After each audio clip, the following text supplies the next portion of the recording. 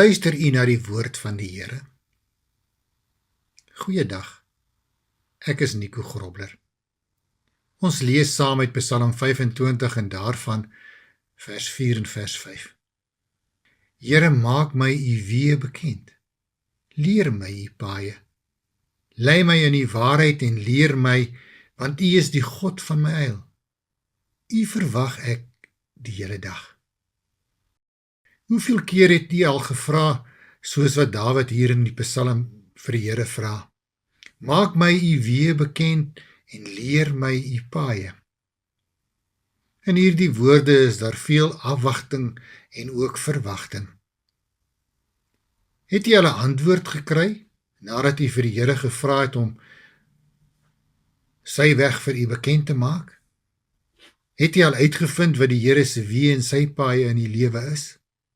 Die psalmdigter, koning Dawid, het terdee besef dat sy lewensweg en die pad waarop hy sy lewe moet loop, dieselfde weg en dieselfde pad moet wees as die waarop die Here loop. Daarom vra hy van God om hom die weg te wys waarlangs hy sy lewe moet gaan. In die tyd van koning Dawid was slegs die eerste 5 boeke van die Ou Testament en dalk enkele ander soos die Rigters, die boek Rigters en die boek Rit dalk geskrywe. Hy het geleef in die tyd wat God nog besig was om hom aan ons te openbaar. En Dawid het vir God gevra om hom die regte weg te wys, om hom God se weg te wys, God se pad, sodat hy daarop kan wandel. In die tyd soos die waarin ons leef, vra ons ook: Here, maak my u weë bekend. Leer my u paaie, lei my in die waarheid en leer my, want u is die God van my heil, u verwag ek die hele dag. As ons so 'n vraag sou vra, kon ons verwag om dalk 'n antwoord te kry, soos luister jy na die woord van die Here? Of as die Here dit self vir ons vra, soos luister jy na my woord? En nou kan jy dalk vir my sê, maar dominee, dit klink bietjie kras.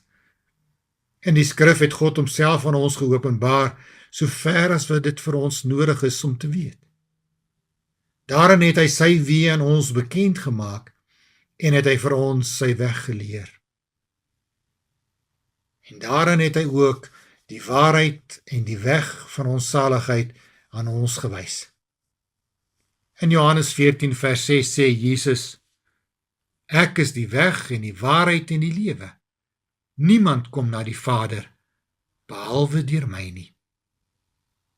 U sien, daar is geen ander weg nie, en daar is geen ander waarheid nie. Alles wat ons moet weet, dit wat die psalmdigter gevra het in Psalm 25 vers 4 en 5, het God reeds vir ons gegee. Jesus Christus is die weg en die waarheid waarop ons heel ons lewe moet gaan om ons bestemming by die Vader in sy koninkryk te bereik. Hierdie weg is vir ons opgeteken in God se woord.